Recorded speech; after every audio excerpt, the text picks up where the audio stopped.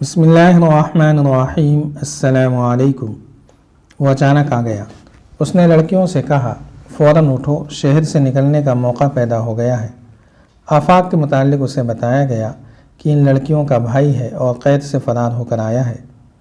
اس نے آفاق کو بھی اپنے ساتھ لیا اور باہر لے گیا۔ باہر 3 گھوڑے کھڑے تھے۔ یہ بلجیس کا انتظام تھا۔ اس نے دونوں بہنوں کو گھوڑوں پر سوار کیا اور جب تیسرے گھوڑے پر خود سوار ہونے لگا تو اسے آفاق کے متعلق بتایا گیا۔ اس نے آفاق کو تیسرے گھوڑے پر سوار کیا اور خود چل پڑا۔ اس نے اتنا ہی کہا، خدا حافظ دوستو، زندہ رہے تو پھر ملیں گے، اور وہ دوڑ پڑا۔ وہ شہر کے عقبی دروازے کی طرف جا رہا تھا، جہاں سے ڈرے ہوئے شہریوں کا جلوس باہر کو بھاگا جا رہا تھا۔ یہ دروازہ بلجیس نے پہلے سے دیکھ رکھا تھا۔ شہر سے نکلنے کا موقع پیدا ہو گیا تھا۔ اس نے کہیں سے 3 گھوڑے پکڑے اور لے آیا۔ کسی صلیبی کمانڈر نے دیکھ لیا کہ شہری تو بھاگ رہے ہیں۔ اس نے دروازہ بند کرنے کا حکم دے دیا۔ بلجیس جب وہاں پہنچا تو دروازہ آہستہ آہستہ بند ہو رہا تھا اور شہریوں کا ایک ہجوم دروازے میں پھنس گیا تھا۔ ایک واویلا بپا تھا۔ بلجیس نے چلانا شروع کر دیا، پیچھے سے فوج آ رہی ہے، دروازہ کھول دو، بھاگو، مسلمان آ رہے ہیں۔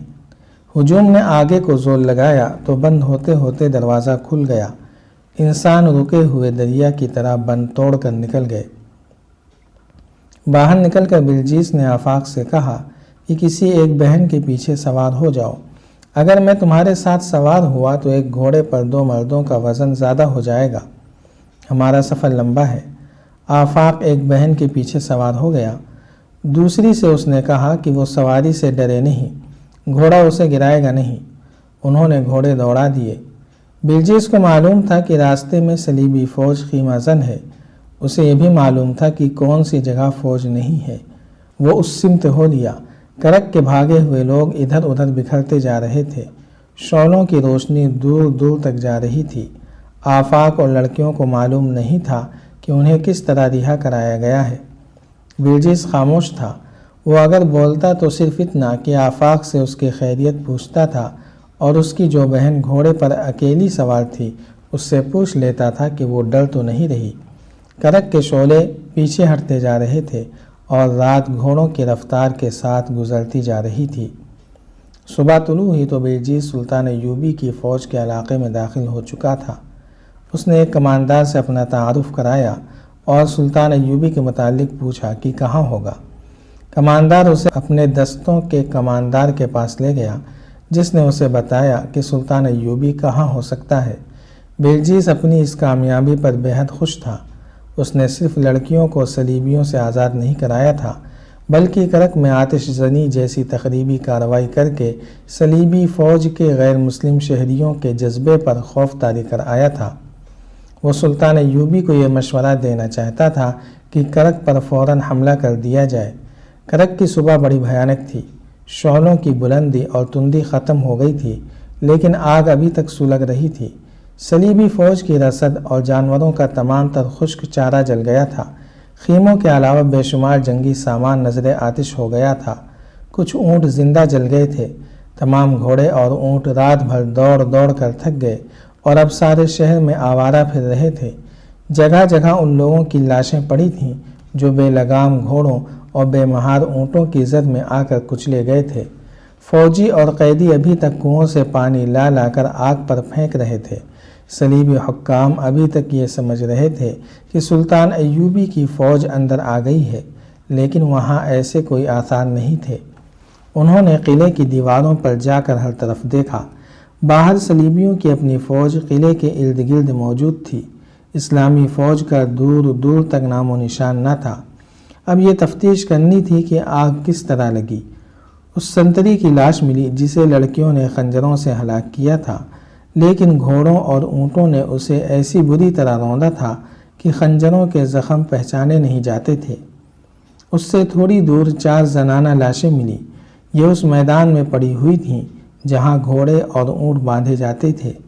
یہ تفتیش کرنے والا حاکم کوئی معمولی آدمی نہیں، بلکہ صلیبیوں کی انٹیلیجنس کا ڈائریکٹر ہرمن تھا۔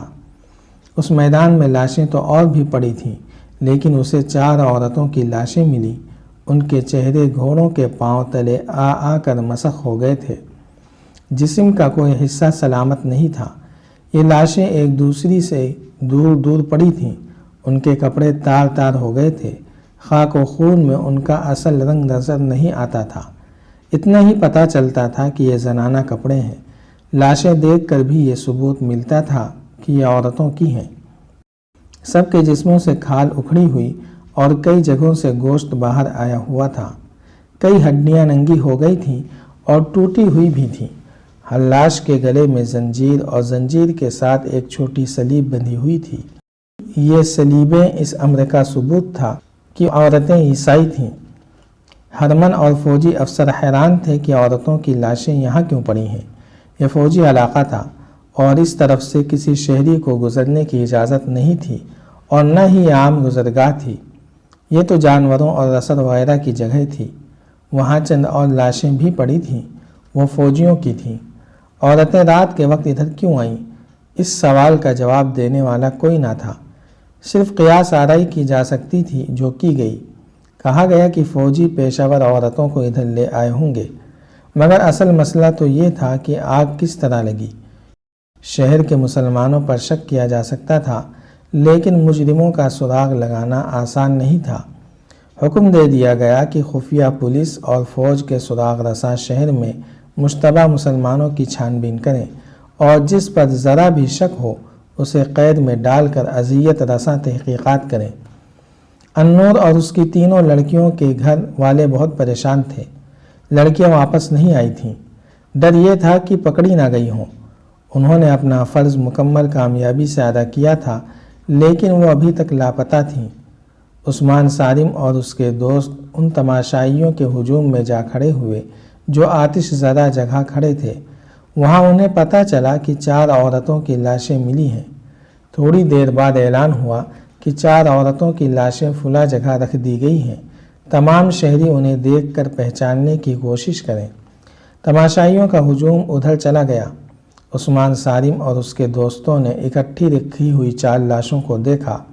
ان کی سلیبیں ان کے سینوں پر رکھ دی گئی تھیں۔ کوئی بھی کسی لاش کو نہ پہچان سکا۔ پہچاننے کے لیے وہاں کچھ تھا ہی نہیں۔ چہروں سے بھی کھال اتری ہوئی تھی۔ بعض کے چہرے اندر کو پچک گئے تھے۔ عثمان سالم کے آنسو نکل آئے۔ وہ تماشائیوں میں سے نکل گیا۔ اس کے دوست بھی اس سے جا ملے۔ ان سب کو معلوم تھا کہ یہ لاشیں کن کی ہیں۔ ان میں ایک عثمان سالم کی بہن النور کی لاش تھی۔ باقی 3 لاشیں اس کی سہیلیوں کی تھیں۔ چاروں رات کو اپنا فرض ادا کر کے شہید ہو گئی تھیں۔ ان کی شہادت کا عینی شاہد کوئی بھی نہیں تھا۔ لاشوں کی حالت جو کہانی بیان کرتی تھی وہ کچھ اس طرح ہو سکتی تھی کہ ان لڑکیوں نے سنتری کو ہلاک کر کے آگ لگائی، بعد میں گھوڑوں کے رسے کاٹے اور انہی گھوڑوں کی بھگدڑ کی زد میں آ گئیں۔ معلوم نہیں کتنے 100 گھوڑے اور اونٹ لاشوں کو رونتے رہے۔ 2 لڑکیوں کی عصمت بچانے کے لیے 4 لڑکیاں قربان ہو گئیں۔ بلجیس نے اپنے ہاتھوں ان لڑکیوں کے گلوں میں سلیبیں لٹکائی تھیں تاکہ بوقت ضرورت وہ سلیبیں دکھا کر ظاہر کر سکیں کہ وہ عیسائی ہیں۔